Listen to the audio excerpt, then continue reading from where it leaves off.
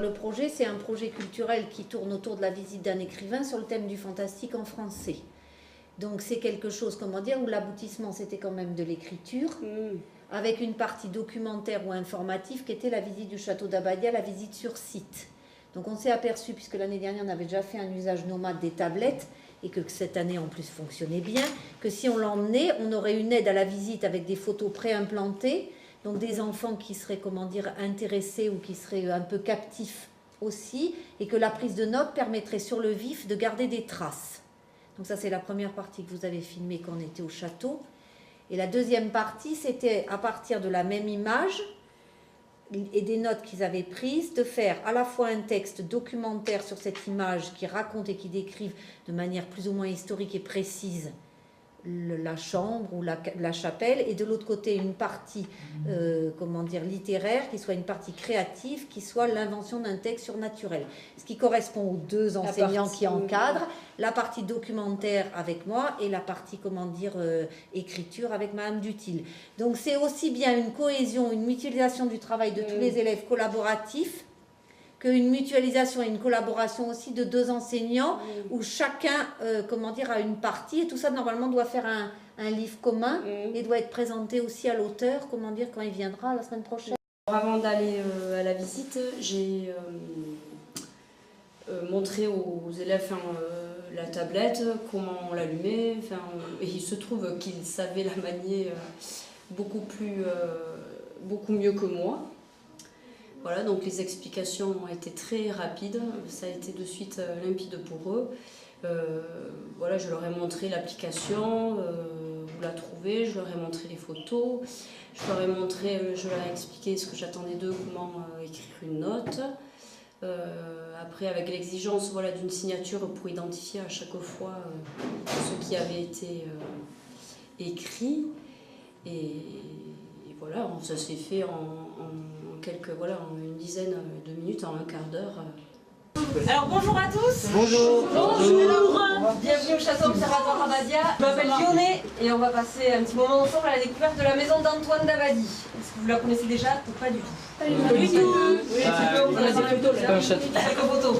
Je voulais les mettre en situation un petit peu d'apprenti écrivain, c'est-à-dire voilà, on a un endroit qui peut nous inspirer et on va essayer de faire une production écrite à partir, voilà, d'un lieu, d'une histoire concrète, réelle, pour en faire une écriture d'invention. Ah oui, alors en fait, c'est le lit. Quel lit? Le lit, on a vu sur les photos sur la tablette. Oui, le lit se retourne, et puis il dessin, et après le lit revient, et lui il va me s'acheter. Il y a le trésor, il y a le secret de la maison. Il y a des souvenirs de voyage ici dans le vestibule également. Sur les murs, on a cette collection de boucliers. Alors ce ne sont pas des boucliers de combat mais de cérémonie, ils sont faits de bois couleur de cuir. Pendant la visite du château d'Abadia, nous avons utilisé les tablettes numériques pour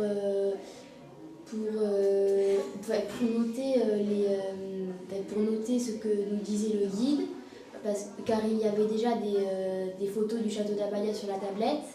Et grâce à ces notes, lors de l'histoire que nous allons raconter, nous allons nous resservir de cette tablette pour créer notre histoire. La tâche suivante, ça a été ici de répartir, voilà, enfin, il y a eu une première phase, une première séance où ils ont rassemblé les idées, enfin trouvé des idées individuellement, puis après ils ont mis en commun les idées.